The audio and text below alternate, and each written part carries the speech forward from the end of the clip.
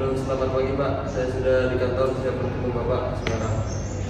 Langsung ke lantai 3 aja Pak, saya sudah ada di ruang kerja. Saya tunggu Pak. Siap Pak, terima kasih ya. Sama-sama Pak.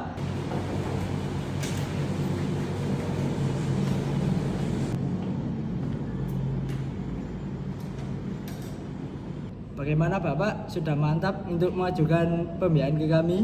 Sudah Pak, saya sudah banyak memperoleh referensi tentang perusahaan Bapak. Baik Pak, berarti Bapak sudah paham. Bapak sudah mengetahui ya apa itu perusahaan pembiayaan. Mengapa harus mengajukan permohonan pembiayaan ke kami? Apa bedanya dengan jasa perbankan? Belum terlalu paham sih Pak, saya hanya ingin membeli mobil untuk usaha dan Bapak menyediakan pinjaman tersebut. Baik Pak, ya memang prinsipnya begitu. Tapi izin saya menjelaskan ya Pak. Begini Pak, perusahaan pembiayaan itu diatur OJK dengan peraturan nomor 29 POJK 05/2014 tentang penyelenggaraan usaha perusahaan pembiayaan. Menurut aturan tersebut, perusahaan pembiayaan atau biasa disebut juga multi-finance adalah badan usaha yang melakukan kegiatan pembiayaan untuk pengadaan barang dan atau jasa. Jenis kegiatan usaha perusahaan pembiayaan pun beragam. Nah, pembiayaan ini berbeda dengan kredit ya Pak. Jadi pembiayaan itu akan memberikan dukungan pendanaan untuk pengadaan 3 hal, yaitu barang atau jasa atau aset. Bapak akan mendapatkan pinjaman atau pembiayaan bukan dalam bentuk dana. Oh begitu ya Pak, jadi kami tidak akan mendapatkan dana tunai ya Pak? Ada Pak, fasilitas pinjaman dana tunai juga ada. Dalam POJK nomor 35 tahun 2018 disebutkan fasilitas tersebut bernama fasilitas multiguna dengan plafon maksimal 500 juta. Namun saya ingin menjelaskan lebih lanjut tentang cakupan kegiatan pembiayaan ya Pak. Dalam POJK nomor 29 tahun 2014 disebutkan bahwa terdapat berbagai macam jenis kegiatan usaha pembiayaan dan Bapak ini termasuk pembiayaan multiguna, yaitu meliputi sewa pembiayaan, finance lease, dan pembelian dengan pembayaran secara angsuran. Selain fasilitas multiguna yang tadi saya sebutkan, perusahaan pembiayaan memberikan kredit tanpa agunan atau KTA. Manfaatnya antara lain, pertama, pembeli cukup membayar sebagian dari harga barang sebagai uang muka. Kedua, persyaratan dan proses pembiayaan pada umumnya lebih mudah dan cepat. Ketiga, bunga yang dikenakan terjangkau dan jangka waktu pembiayaan fleksibel. Keempat, pembeli dapat memperoleh barang yang dibutuhkan sekarang dan memanfaatkannya untuk kesejahteraan yang lebih baik. Oh iya Pak, kira-kira risikonya apa ya mengajukan pinjaman ke perusahaan pembiayaan? Baik Pak, pertanyaan menarik. Selain banyak manfaat, tentu ada pula risikonya. Antara lain, pertama, konsumen yang menunggak pembiayaan angsurannya akan dikenakan dengan denda secara harian.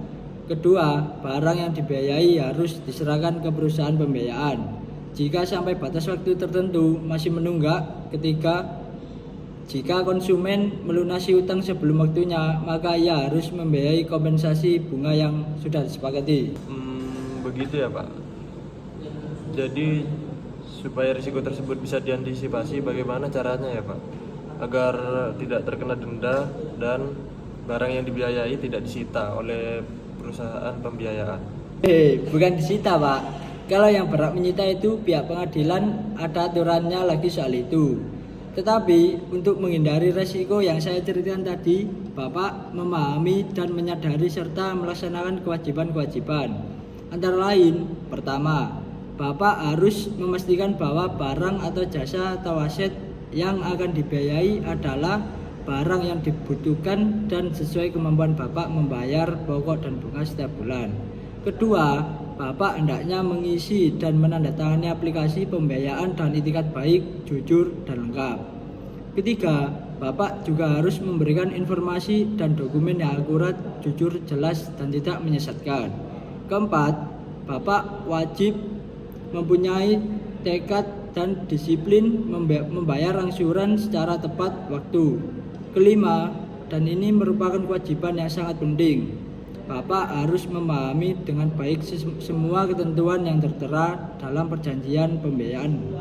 Bapak sebagai calon debitur harus membaca seluruh ketentuan dalam perjanjian secara lengkap. Hal ini juga tentu saja untuk memastikan bahwa Bapak tidak akan dirugikan atau merasa terkejut dengan apa yang akan terjadi di kemudian hari. Terakhir, baru dapat menandatangani perjanjian pembiayaan dengan lengkap sebagai bukti bahwa Bapak setuju atas perjanjian tersebut. Pak, apa saya boleh baca dulu kertas perjanjian pembiayaannya sebelum saya tanda tangani? Tentu saja Bapak bisa membaca dan teliti dan cermat tentang poin-poin atau klausul yang menjadi isi perjanjian pembiayaan. Saya akan sampaikan salinannya ya Pak, silakan dipelajari dan ditanyakan kepada saya. Hak Bapak sebagai konsumen atau calon debitur pembiayaan untuk pertama memperoleh informasi mengenai produk dan atau layanan yang akurat, jujur, jelas dan tidak menyesatkan. Kedua, memperoleh informasi terbaru yang mudah diakses. Ketiga, mendapatkan penjelasan mengenai hak dan kewajiban konsumen. Keempat, mendapatkan penjelasan tentang biaya-biaya yang mungkin timbul.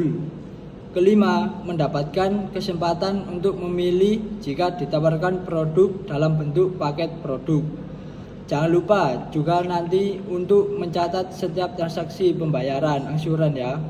Intinya ini semua buat kebaikan Bapak sebagai pengguna jasa pembiayaan dan juga pihak perusahaan pembiayaan. Baik Pak, saya akan baca perjanjian pembiayaan ini. Terima kasih atas penjelasannya. Baik, kalau begitu. Oh ya, nanti semua aktivitas perjanjian pembiayaan kita ini berada dalam pengawasan OJK. Kami pun tetap harus melaporkan ke OJK sebagai konsumen. Bapak juga mendapatkan layanan pengaduan dari OJK. Semisal ada keluhan atau butuh solusi atau jika terjadi pelanggaran hak-hak konsumen yang tentu saja akan kami atasi juga. Bapak dapat menghubungi kontak OJK di 157 atau email di konsumen@ojk.go.id. Ya Pak, sekali lagi terima kasih banyak ya. Baik Pak, terima kasih sudah percaya pada perusahaan kami.